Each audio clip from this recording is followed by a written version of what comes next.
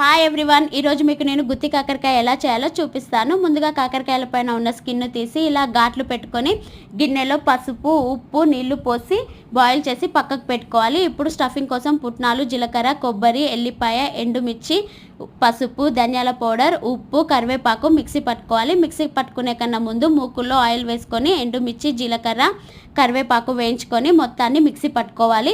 ఇప్పుడు ఈ మిక్సీ పట్టుకున్న ఈ మిశ్రమాన్ని కాకరకాయలో స్టఫ్ చేసుకోవాలి.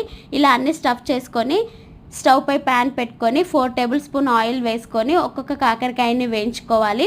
ఇలా అన్ని వేయించుకున్నాక మధ్య మధ్యలో టర్న్ చేసుకుంటూ గోల్డెన్ బ్రౌన్ కలర్ వచ్చే వరకు వేయించుకోవాలి.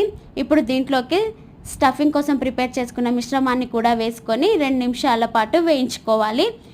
ఇప్పుడు మన గుత్తి కాకరకాయ రెడీ అండి. మీకు కనుక ఈ వీడియో నచ్చినట్లయితే ప్లీజ్ లైక్ అండ్ సబ్స్క్రైబ్.